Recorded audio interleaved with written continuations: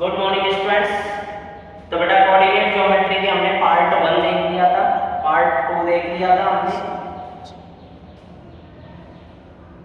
And part 1 complete कर लिया था, पार्ट 2 हमने कंप्लीट कर लिया था।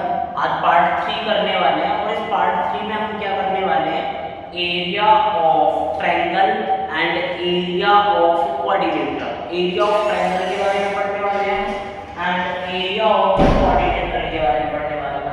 एरिया ऑफ ट्रायंगल टॉपिक है हमारा, area of triangle and area of quadrilateral. Area of triangle and area of quadrilateral के बारे में हम पढ़ने वाले हैं और उसके बाद हम कुछ पॉइंट्स पढ़ेंगे और हमारा कोऑर्डिनेट ज्योमेट्री कंप्लीट थ्योरी का रिवीजन हो जाएगा। ये आप थ्योरी को बार-बार पढ़ोगे, देखोगे, चीजें समझ में आएंगी, आप सारे क्वेश्चंस कर सकते हो कोऑर्डिनेट ज्योमेट्री के। क्लियर है ना? तो स्टार्ट करते हैं first topic, area of triangle. कौन सा टॉपिक स्टार्ट करते हैं बेटा? एरिया ऑफ ट्रायंगल स्टार्ट करते हैं। एरिया ऑफ ट्रायंगल में ध्यान से सुनना, आपके सामने क्या चीजें गिवन हैं और क्या चीजें गिवन नहीं हैं, किस तरीके से करने वाले हैं, वो चीजें ध्यान देने की रिक्वायरमेंट है। तो देखो, आपने 7th में भी एरिया ऑफ ट्रायंगल पढ़ा था, 8th क्लास में भी आपने 7th एरिया ऑफ ट्रायंगल पढ़ा था, आगे भी आप एरिया ऑफ ट्रायंगल पढ़ोगे, काफी सारे फॉर्मूले भी आपने पढ़े थे, राइट? तो एरिया ऑफ ट्रायंगल के कुछ जो बेसिक फॉर्मूले हैं वो मैं बता दूं आपके सामने। पहले एरिया ऑफ ट्रायंगल आपके सामने, मैंने यहाँ पे डायग्राम बना देता हूँ आपके सामने, या फिर ऐसे कर लेते हैं, ये आपके सामने ट्रायंगल है, ठीक है, और ये पॉइंट है मेरे पास ए, बी और सी। तो मेरे पास एरिया ऑफ ट्रायंगल एबीसी मुझे देखना है, तो 1/2 बेस इनटू हाइट। एक फॉर्मूला होता है आपके सामने 1/2 इनटू बेस इनटू हाइट, ये आप बचपन से पढ़ते आ रहे हो। Area of triangle 1/2 into base into height. Base क्या है? ये आपका बेस है, BC is the base and height आपके सामने क्या हो जाएगा? This is the height, 90 degree आपके सामने, and AD is the height. तो आप ट्रायंगल की हाइट देखोगे और उसका बेस देखोगे, आपके सामने एरिया ऑफ ट्रायंगल का फॉर्मूला आप यूज कर सकते हो। ये आपने शुरुआत से पढ़ रखा है और आपने एरिया ऑफ ट्रायंगल की शुरुआत यहीं से की थी, 1/2 बेस इनटू हाइट। दूसरी चीज मैं बात करता हूं एरिया ऑफ इक्विलेटरल ट्रायंगल की। Area of equilateral triangle, area of equilateral triangle की मैं बात करता हूं तो √3/4 साइड का होल स्क्वायर। आपके सामने जो भी साइड गिवन होगी, राइट, क्योंकि आपको जानते हो इक्विलेटरल ट्रायंगल के अंदर क्या चीजें होने वाली है। इक्विलेटरल ट्रायंगल के अंदर क्या होने वाला है? इक्विलेटरल ट्रायंगल के अंदर सर होने वाली है चीजें कि आपके सामने तीनों साइड्स इक्वल होंगी। तीनों साइड इक्वल है तो वो आपके सामने इक्विलेटरल ट्रायंगल है, अदरवाइज वो इक्विलेटरल ट्रायंगल नहीं है। तो आपके सामने √3/4 इसका डायरेक्ट फॉर्मूला यूज कर सकते हो इक्विलेटरल ट्रायंगल का। एक और फॉर्मूला है एरिया ऑफ ट्रायंगल का, एरिया ऑफ ट्रायंगल ABC, और वो होता है आपके सामने √S S - A S - B S - C। Sir S क्या है यहाँ पे? Where S, right, where S की वैल्यू देखते हैं यहाँ पे क्या है? S equal to semi perimeter या फिर पेरीमीटर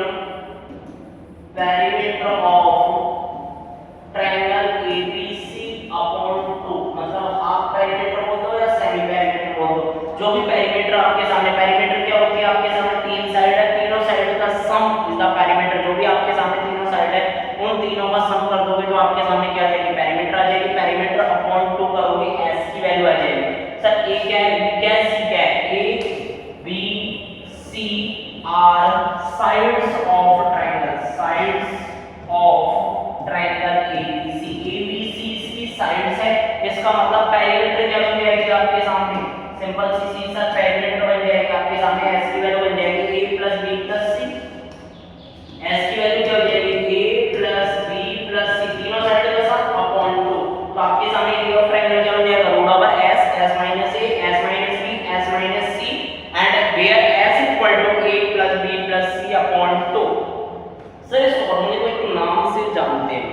ये फॉर्मूला होता है बेटा हीरोन्स फॉर्मूला। किस नाम से जानते हैं बेटा? Heron's formula, right. Heron's formula के नाम से आप जानते हो इस फॉर्मूले को, हीरोन्स फॉर्मूला, जो आपके 9th क्लास में चैप्टर में है और आप ऑलरेडी बहुत 8th में भी आपने पढ़ा होगा। यदि नहीं पढ़ रखा है आपने तो 9th क्लास में ये आपको पढ़ाया जाएगा। आपका चैप्टर है हीरोन्स फॉर्मूला। तो ये तो बेसिक एरिया ऑफ ट्रायंगल के कुछ फॉर्मूलाज थे जो मैंने आपके सामने लिखे हैं। आप नोट डाउन करोगे, रिवीजन करोगे, याद करोगे, चीजें याद रहेंगी। आपको बेस पता है, हाइट पता है, एरिया ऑफ ट्रायंगल लगा सकते हो 1/2 बेस इनटू हाइट। आपको साइड्स पता है, तीनों साइड्स पता है, तो आपके सामने इक्विलेटरल ट्रायंगल का हीरोन्स फॉर्मूला पता लग जाएगा। इक्विलेटरल ट्रायंगल का साइड पता है आपको, तो आप इक्विलेटरल ट्रायंगल, तीन फॉर्मूले, तीनों अलग-अलग तरीके से काम करते हैं। सर कैसे? साइड्स पता है, इक्विलेटरल ट्रायंगल है, तो आप इक्विलेटरल ट्रायंगल का फॉर्मूला लगा दो। तीनों साइड पता है आपके सामने, बेस हाइट नहीं पता, बेस पता है, हाइट नहीं पता, तो आप हीरोन्स फॉर्मूला लगा सकते हो। एंड आपके सामने सपोज करो बेस और हाइट पता है, तो आप बेस और हाइट वाला फॉर्मूला लगा सकते हो।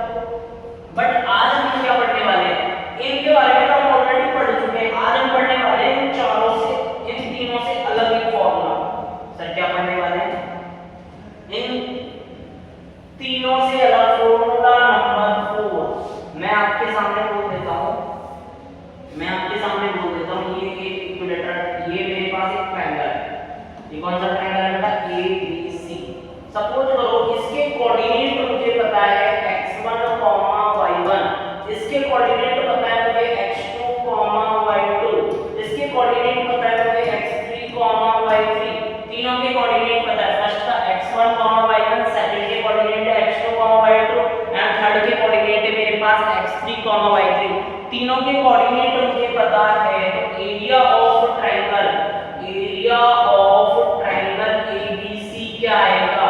सर करने को तो हम ये भी तो काम कर सकते हैं। आपने डिस्टेंस फॉर्मूला पढ़ा रखा है, और सर डिस्टेंस फॉर्मूला पढ़ा रखा है, मैं ये डिस्टेंस फाइंड कर सकता हूं, ये डिस्टेंस फाइंड कर सकता हूं, ये डिस्टेंस फाइंड कर सकता हूं, मैं तीनों डिस्टेंस फाइंड कर सकता हूं। तो आपके सामने ABC की वैल्यू आ गई, ABC की वैल्यू आ गई, तो हीरोन्स फॉर्मूला लगा सकते हैं सर। हां सर बिल्कुल काम कर सकते हैं, बिल्कुल कोई प्रॉब्लम नहीं है उसमें, कर सकते हो, बट थोड़ा सा लेंथी नहीं हो जाएगा बेटा। आप एरिया निकालने के लिए पहले डिस्टेंस फॉर्मूला से साइड्स निकालोगे, और साइड निकालने के बाद में आप हीरोन्स फॉर्मूला यूज करोगे, और फिर उसका अंडर रूट सॉल्व करोगे, थोड़ा सा लेंथी हो जाएगा। इसलिए मैं इसको इजी बना रहा हूं। इसका डायरेक्ट फॉर्मूला होता है 1/2 x1 y2 minus y3 plus x2 y3 minus y1 plus x3 y1 minus y2। ये आपके सामने एरिया ऑफ ट्रायंगल का फॉर्मूला होता है, और ये मैंने आपको क्लास में पढ़ाया भी था। इसकी एक शॉर्ट ट्रिक बताई थी, इसको याद कैसे करते हैं। क्योंकि स्टूडेंटों की प्रॉब्लम ये रहती है कि सर आप तो लिखा देते हो, बट प्रॉब्लम ये रहती है कि हमें जल्दी से याद ही नहीं होता, फिर याद हो जाता है जब 2 महीने के बाद भूल जाते हैं इसको। तो इसको याद करने की शॉर्ट ट्रिक मैं बता देता हूँ आपको डायरेक्ट। इसको याद कैसे करेंगे? सर इसको याद करेंगे हम, देखो ध्यान से सुनना बेटा। यहाँ x1 है, यहाँ x2 है, यहाँ x3 है। आपके सामने एरिया ऑफ ट्रायंगल का जो भी फॉर्मूला आएगा, सबसे पहले 1/2 तो आगे आ रहा होगा, ये माइंड के अंदर रख लो कि 1/2 तो आएगा ही आएगा। 1/2 आएगा, x1 लिखो, x2 लिखो, x3 लिख दिया आपने, राइट। याद करने की ट्रिक बता रहा हूं मैं आपको, शॉर्ट ट्रिक में याद करने की ट्रिक बता रहा हूं आपके सामने। मैंने अभी तक आपको ये बता दिया 1/2 तो आगे आएगा ही आएगा।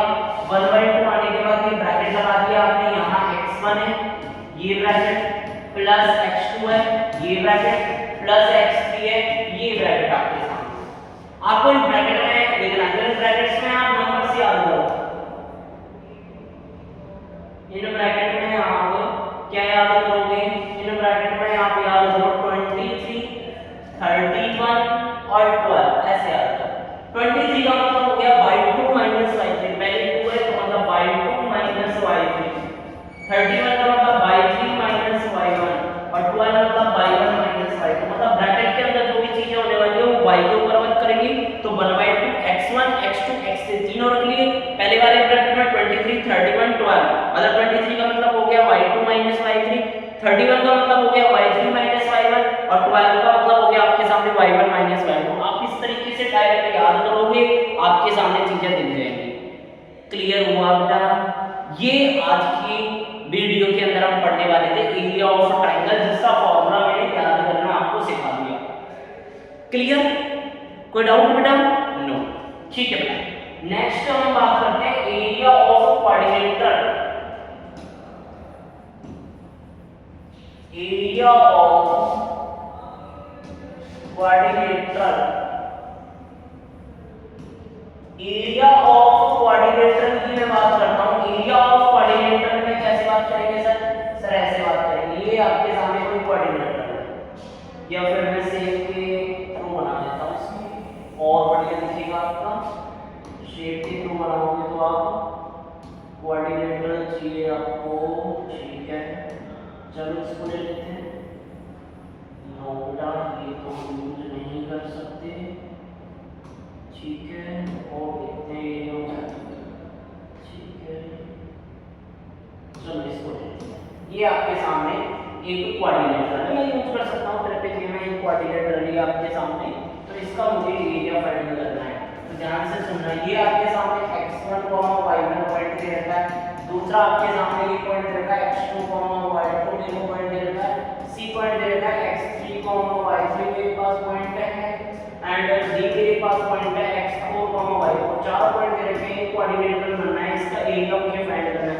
कोई अलग से फॉर्मूला याद करने की रिक्वायरमेंट नहीं है, वैसे इसका भी फॉर्मूला होता है, बट याद करने की रिक्वायरमेंट नहीं है।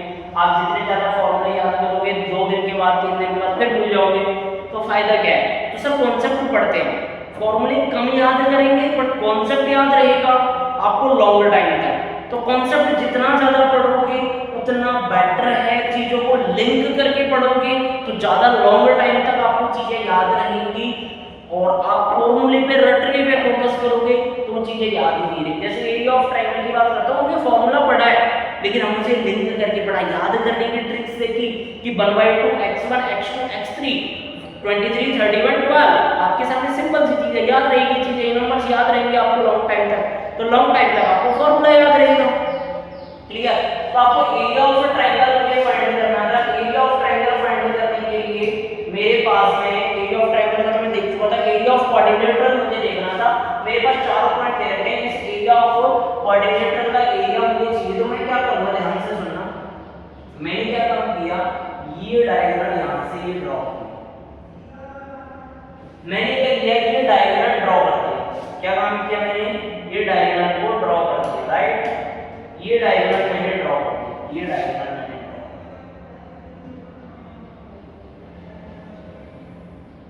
मैंने डायग्राम ड्रॉ किया। डायग्राम ड्रॉ करने के बाद सिंपल सी चीज है, एक ट्रायंगल तो ये हो गया, दूसरा ट्रायंगल ये हो गया, तो मुझे एरिया ऑफ क्वाड्रिलेटरल मुझे फाइंड करना था, ये क्वाड्रिलेटरल का एरिया। तो मैं क्या करूंगा, area of triangle ABC find कर लूंगा, plus area of triangle ACD find कर लूंगा। दो ट्रायंगल बनेंगे मेरे पास, एक ट्रायंगल वो वाला है, फर्स्ट नाम दे रखा है, दूसरा ट्रायंगल ये, दो ट्रायंगल है, दोनों के मेरे को वर्टेक्स पता है, और जब मेरे को वर्टेक्स पता है तो एरिया ऑफ ट्रायंगल का फॉर्मूला भी हमने पढ़ा था, और एरिया ऑफ ट्रायंगल का मैंने फॉर्मूला पढ़ रखा है। तो इस ट्रायंगल का एरिया फाइंड कर लो और इस ट्रायंगल का एरिया फाइंड कर लो। दोनों ट्रायंगल का एरिया फाइंड करने के बाद आप क्या करोगे, ऐड कर लोगे तो एरिया ऑफ क्वाड्रिलेटरल आ जाएगा। आपको अलग फॉर्मूला पढ़ने की रिक्वायरमेंट ही नहीं है। आपने एरिया ऑफ ट्रायंगल देखा था, उसी से ही कॉन्सेप्ट यूज करके मैंने एरिया ऑफ क्वाड्रिलेटरल यूज कर दिया, एरिया ऑफ क्वाड्रिलेटरल का फॉर्मूला निकाल दिया। आप ऊपर वाले ट्रायंगल का एरिया फाइंड कर लो एंड नीचे वाले ट्रायंगल का एरिया फाइंड कर लो, दोनों का एरिया फाइंड करने के बाद आप ऐड करोगे, एरिया ऑफ क्वाड्रिलेटरल आ जाएगा। क्लियर है बेटा? यहां तक चीजें हमने पढ़ी। अब ध्यान से सुनना, कुछ नोट डाल के हम ये चीजें करते हैं। अब ध्यान से सुनना बेटा, ये जो नोट है ना, ये वेरी इंपॉर्टेंट नोट्स है, ये वेरी इंपॉर्टेंट नोट है। आपके सामने कुछ नोट में लिखाने वाला बहुत ज्यादा इंपॉर्टेंट है। यहां से बहुत क्वेश्चन आएंगे, भर के क्वेश्चन आएंगे आपके यूटी में भी, यहां से 1-2 क्वेश्चन मिलेंगे आपको डेफिनेटली। तो इनको बहुत ध्यान से पढ़ना। जो डाउट है मेरे को एक बार व्हाट्सएप कर देना, सर मेरा ये डाउट है। क्लियर? फर्स्ट नंबर का पॉइंट नंबर फर्स्ट में लिंक कर रहा हूं video number 1 part 1 coordinate geometry का, जो पार्ट 1 में हमने चीजें कवर की थी क्या खबर की थी, 3 पॉइंट के लिए मैंने एक चीज पढ़ाई थी, तो मैं कोलिनियर एंड नॉन कोलिनियर, हाँ सर पढ़ाई थी। 4 पॉइंट के लिए भी एक पॉइंट चीज पढ़ाई थी, कोलिनियर एंड नॉन कोलिनियर, मतलब एक चीज लिंक कर रहा हूं मैं, कोलिनियर या नॉन कोलिनियर। आपके सामने एक क्वेश्चन आता है कि ये तीनों पॉइंट कोलिनियर है, के की वैल्यू बताओ। आपको 3 पॉइंट दे देगा, उनमें से एक को के नाम दे देगा आपके सामने, जैसे 2,3, k,6 एंड 9,8, ये 3 पॉइंट्स है आपके सामने, तीनों पॉइंट क्या है बेटा, कोलिनियर है। तो आप क्या करोगे, के की वैल्यू फाइंड करो। तो उससे बेटर है आप वहां पे कैसे करते थे, 3 डिस्टेंस फाइंड करते थे, तीनों डिस्टेंस में से कोई भी 2 डिस्टेंस का सम, कोई भी 2 का सम थर्ड के इक्वल आ रहा है, तो आपके सामने क्या हो रहा था, कोलिनियर हो रहा था, अदरवाइज नॉन कोलिनियर हो रहा था। कोलिनियर की सिचुएशन में स्ट्रेट लाइन बन रही थी, नॉन कोलिनियर की सिचुएशन में आपके सामने ट्रायंगल बन रहा था। इस वजह से आपने वहां ये कॉन्सेप्ट यूज किया था। इस कॉन्सेप्ट को मैं बहुत इजी बना रहा हूं, राइट। हमने पहले ही कॉन्सेप्ट देख लिया था। आप सिंपल चीज, आप किसी को भी कोलिनियर प्रूफ करना है कि 3 पॉइंट कोलिनियर है या नहीं है, आप एरिया ऑफ ट्रायंगल निकाल दो। सर कैसे, मेरे को एक सिंपल चीज बताओ, वो तीनों पॉइंट कोलिनियर है तो एक ही लाइन बनेगी, स्ट्रेट लाइन बनेगी, स्ट्रेट लाइन बनेगी तो ट्रायंगल बनेगा ही नहीं, और ट्रायंगल नहीं बनेगा तो एरिया ऑफ ट्रायंगल क्या हो जाएगा सर, 0। इसका मतलब सपोज करो if A B and C are collinear points, ये मेरे पास तीनों कोलिनियर पॉइंट्स हैं, गिवन है कोलिनियर पॉइंट्स है, इसका मतलब जैसे five area of triangle ABC की जो वैल्यू होगी वो क्या होगी, 0 होगी। एरिया ऑफ ट्रायंगल आपके सामने क्या हो जाएगा, 0 हो जाएगा। सिंपल सी 3 पॉइंट कोलिनियर दे रखे हैं, एरिया ऑफ ट्रायंगल निकालो और 0 कर दो, आपका आंसर आ जाएगा। सेकंड, सपोज करो if area of triangle ABC आपके सामने नेगेटिव वैल्यू आ गई, सपोज करो आपने सॉल्व किया और सॉल्व करने के बाद एरिया ऑफ ट्रायंगल क्या आ गया बेटा, नेगेटिव आ गया। एरिया ऑफ ट्रायंगल की वैल्यू नेगेटिव आ गई आपके सामने, तो एरिया ऑफ ट्रायंगल सपोज करो नेगेटिव आ गया, तो आप क्या करोगे, आपका जो आंसर है एरिया ऑफ जैसे नेगेटिव आ गया ए, एंड आपके सामने b की वैल्यू क्या है, लेस देन 0 है, तो आप एरिया ऑफ ट्रायंगल की जो वैल्यू है, एरिया ऑफ ट्रायंगल एबीसी की वैल्यू है वो आपके सामने क्या हो जाएगी, माइनस के हो जाएगी। इन द सेंस आपके सामने k नेगेटिव है तो माइनस के क्या हो जाएगा, पॉजिटिव हो जाएगा आपके सामने, राइट। तो सिंपल सी चीज मैं बात करता हूं, एरिया ऑफ ट्रायंगल सपोज करो नेगेटिव आ गया, सिंपल एक एग्जांपल ले लेता हूं। सपोज करो आपने 3 पॉइंटों से area of triangle ABC find किया और उसकी वैल्यू आ गई -35, तो आपका जो आंसर होगा ना वो एरिया ऑफ ट्रायंगल एबीसी वो 35 आंसर आएगा। क्या आंसर आएगा, 35। सर आंसर नेगेटिव क्यों आया था, हमने तो सब कुछ सही सॉल्व किया था, फिर एरिया नेगेटिव कैसे आ गया। एक्चुअली ना हो सकता है कि वो ट्रायंगल जो है ना वो एक्स एक्सिस के नीचे की तरफ बन रहा हो, इस टाइप से बन रहा हो आपके सामने। यदि एरिया ऑफ ट्रायंगल उसका डायग्राम देखोगे आप, एरिया ऑफ ट्रायंगल यदि एक्स एक्सिस के नीचे होगा तो उसका एरिया हमेशा नेगेटिव ही आएगा। ये आपका एक्स एक्सिस ऐसे बन रहा है, सपोज करो तो ये जो एरिया होगा वो नेगेटिव आ रहा होगा सॉल्व करने से। तो सिंपल सी चीज ये नहीं है कि उसका एरिया नेगेटिव है, वो एक्चुअली बस ये रिप्रेजेंट कर रहा है आपके सामने, नेगेटिव साइन ये रिप्रेजेंट कर रहा है कि वो एक्स एक्सिस के नीचे है या एक्स एक्सिस के ऊपर है। एरिया तो उसका 35 ही आएगा। आई बात समझ में। तो ये दो आपके सामने बहुत इंपॉर्टेंट पॉइंट्स है जो मैंने आपके सामने कवर कराए हैं। फर्स्ट इंपॉर्टेंट पॉइंट बहुत ज्यादा इंपॉर्टेंट पॉइंट है, इफ एबीसी आपके सामने कोलिनियर है तो एरिया ऑफ ट्रायंगल एबीसी की वैल्यू 0 हो जाएगी। सपोज करो किसी का एरिया नेगेटिव आ रहा है तो आपके सामने उसको क्या बना दोगे, आप पॉजिटिव बना दोगे। Point number third, point number third क्या कहता है, बहुत इंपॉर्टेंट, और आपका जो अभी माइनर टेस्ट हुआ था यूटिलिटी लर्न का और उसमें कम से कम 5 क्वेश्चन थे 20 में से उस वैरायटी के, राइट। और वैरायटी क्या कहती है, आपके सामने क्या होगा, एक पैरेललोग्राम दे देगा। क्या बोलेगा बेटा, एक पैरेललोग्राम दे देगा। ये आपके सामने पैरेललोग्राम है A B C D, but एक चीज ध्यान रखना, वो क्या बोलेगा कि आपके सामने 4 पॉइंट देगा, if point A point B point C and point D are vertices of parallelogram taken in order।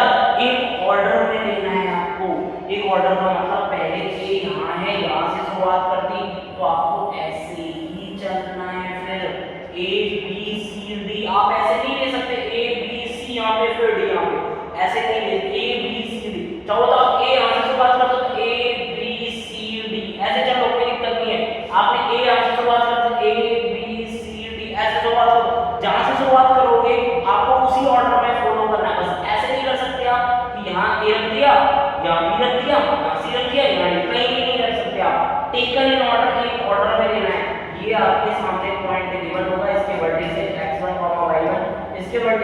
x2, y2, इसके वर्टिसेज x3, y3 एंड इसके वर्टिसेज आपके सामने x4, y4। आपसे पूछ देगा क्या बोलेगा, क्या लाइन लिखी आएगी, वो क्लियर मैं बता देता हूँ आपके सामने। क्या लाइन लिखी आएगी, लाइन लिखी आएगी आपके सामने if A, B, C and D are vertices of parallelogram। आपके सामने डायरेक्ट लिखा आएगा if A, B, C and D are vertices of parallelogram taken in order, एक ऑर्डर में देना है आपको, देन आपसे x y फाइंड करवा रहा होगा। क्या फाइंड करवा रहा होगा, then x y equal to x y या कुछ और a b c या फिर d p q r कोई भी k c कुछ भी फाइंड करवा रहा होगा वो आपसे। तो आपको क्या काम करना है, मेरा कॉन्सेप्ट लगेगा। कॉन्सेप्ट क्या लगेगा, ध्यान से सुन लो। पैरेललोग्राम के दोनों डायगोनल पॉइंट, दोनों डायगोनल का मिड पॉइंट जो होता है वो इक्वल होता है। मतलब मैं लिख सकता हूँ मिड पॉइंट ऑफ, मतलब यहाँ पे सेक्शन फॉर्मूला भी यूज होगा। मिड पॉइंट फॉर्मूला जो मैंने आपको video number second part second coordinate geometry में पढ़ा रखा है। तो mid point of AC diagonal, mid point of AC diagonal जो होगा वो इक्वल है mid point of BD diagonal के इक्वल होगा। BD diagonal mid point of AC diagonal equal है आपके सामने mid point of AC diagonal के इक्वल हो गया आपके सामने। क्लियर हुआ बेटा, ये चारों पॉइंट आपके सामने बहुत इंपॉर्टेंट पॉइंट्स है। फर्स्ट आपके सामने तीनों पॉइंट कोलिनियर दे रखे हैं, एरिया ऑफ ट्रायंगल ABC आपके सामने क्या हो जाएगा, 0 हो जाएगा। सपोज करो आपके सामने एरिया जो है वो नेगेटिव आ रखा है आपके सामने, तो उसका आंसर पॉजिटिव हो जाएगा, राइट। ये चीज हमने पढ़ रखी है।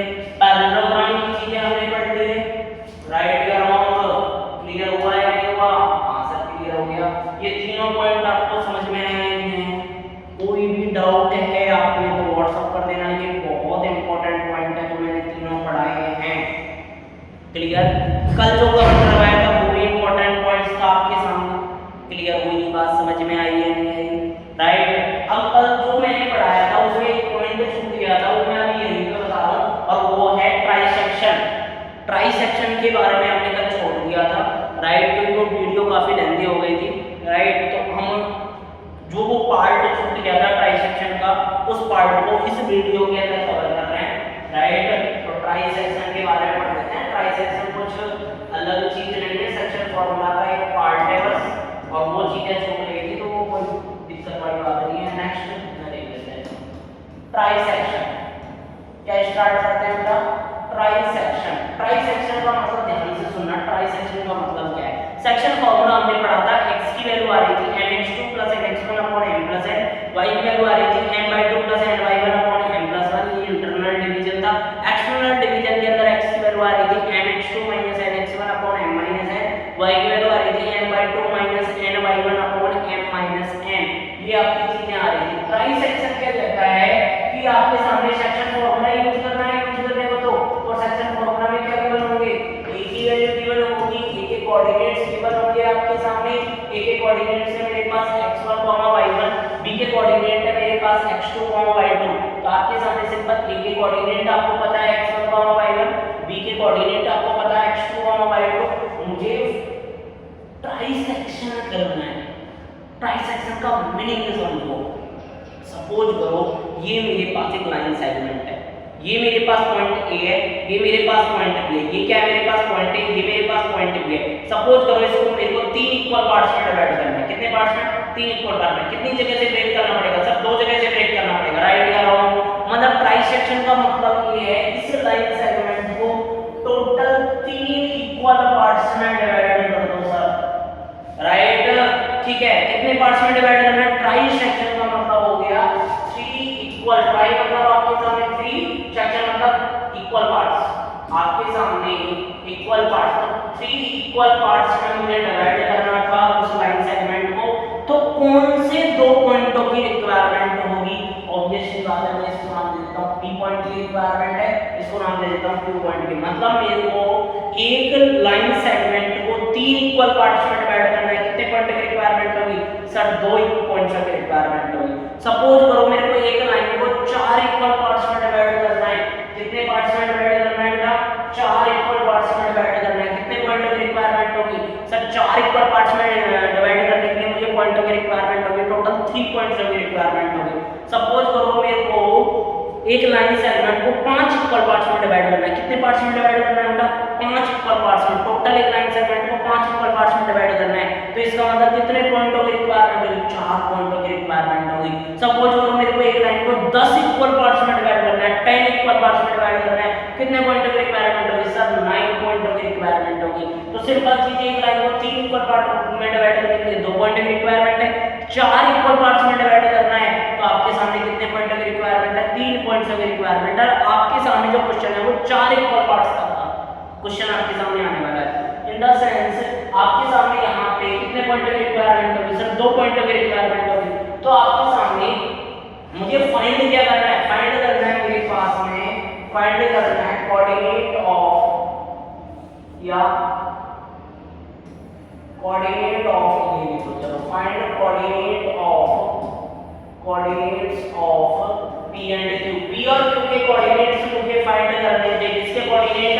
P और Q के कोऑर्डिनेट्स मुझे फाइंड करने थे। सिंपल सी सर सेक्शन फार्मूला लगा सकते हैं, सेक्शन फार्मूला के लिए x1 y1 है, x2 y2 है, रेशियो नहीं है सर, रेशियो आ गया तो सारा काम हो जाएगा। बस मैं तुम्हें रेशियो दे दूं तो तुम सेक्शन फार्मूला लगा सकते हो, आंसर लगा सकते हैं, कोई दिक्कत नहीं है। तो ध्यान से सुनना, 4 पॉइंट P के लिए रेशियो बनेगा आपके सामने AP रेशियो PB, ये रेशियो बनेगा। तो सुन ध्यान से सुनना, ये एक इक्वल पार्ट, ये दूसरा इक्वल पार्ट है, ये तीसरा इक्वल पार्ट है, एक पार्ट इधर 2 पार्ट, तो रेशियो क्या बन जाएगा? 1:2। आई बात समझ में? और 4 पॉइंट Q के लिए, 4 पॉइंट Q के लिए रेशियो क्या बनेगा बेटा? AQ ratio QB। In the sense मेरे पास रेशियो क्या बन जाएगा बेटा? रेशियो बन जाएगा मेरे पास 2:1। इन द सेंस सिंपल सी चीज मैं बात बता देता हूं, पॉइंट P के लिए मैं देखने जाऊंगा तो पहले एक पार्ट है, बाद में 2 पार्ट है, इसका मतलब रेशियो बनेगा 1:2। Q के लिए मैं देखूंगा तो सिंपल सी चीज, पहले 2 पार्ट है, बाद में 1 पार्ट है, इसलिए रेशियो बन जाएगा 2:1। तो P के कोऑर्डिनेट निकालते टाइम x1 y1 यही है, x2 y2 यही है, दोनों के लिए x1 y1 x2 y2 यही है, बस m रेशियो n चेंज होगा।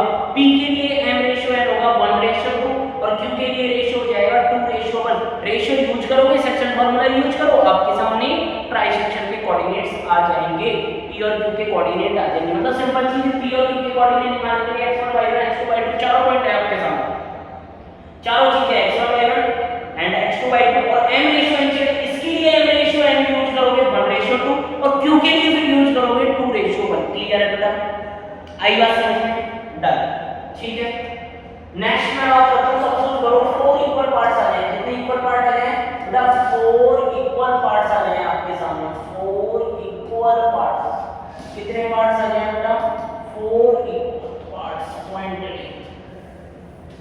4 इक्वल पार्ट्स, 4 इक्वल पार्ट्स आ जाए आपके सामने, तो सर क्या करने वाले हैं? 4 इक्वल पार्ट पॉइंट ले लिए, x1, y1 ये पॉइंट मेरे पास गिवन होगा, b मेरे पास गिवन होगा, x2, y2।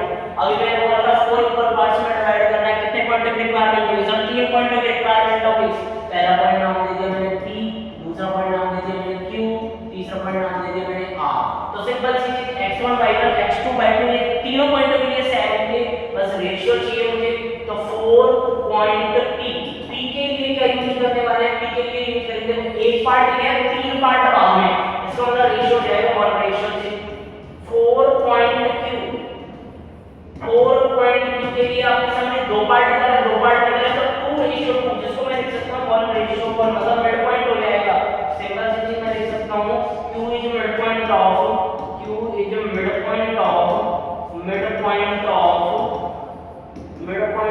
AB। AB का मिड पॉइंट है, मिड पॉइंट फार्मूला यूज कर सकते हो, सेक्शन फार्मूला यूज कर सकते हो।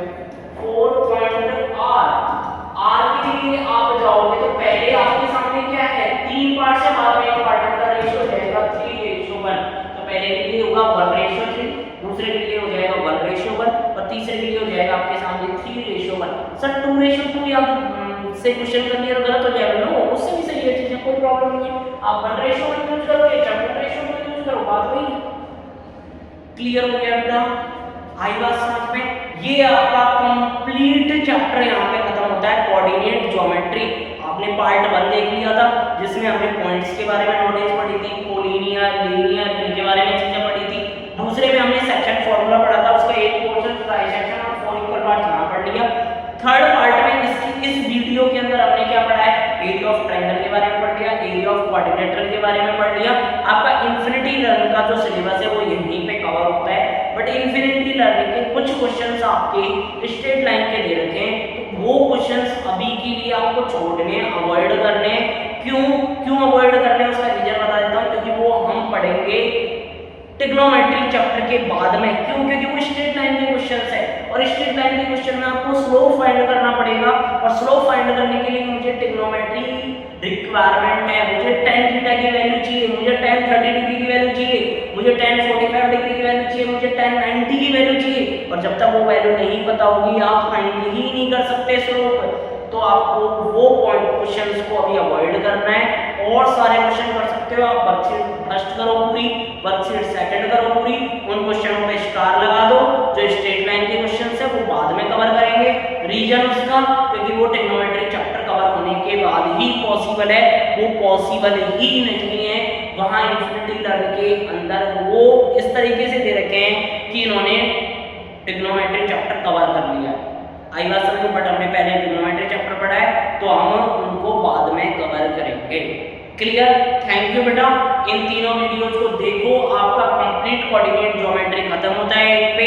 ये यूटी के अंदर आएगा, और आपका जुलाई में जो यूटी होगा उसके अंदर आपके सामने कोऑर्डिनेट ज्योमेट्री आएगा और रियल नंबर आएगा। रियल नंबर स्टार्ट करेंगे 1 जुलाई से, आपके पास 20 दिन होंगे, इजीली हम रियल नंबर को खत्म कर देंगे। तो यूटी का जो सिलेबस रहेगा आपका कोऑर्डिनेट ज्योमेट्री और रियल नंबर रहेगा, तो आप जून में कोऑर्डिनेट ज्योमेट्री को एटलीस्ट पूरा कवर कर लो। क्लियर बेटा? Okay, thank you. ठीक है।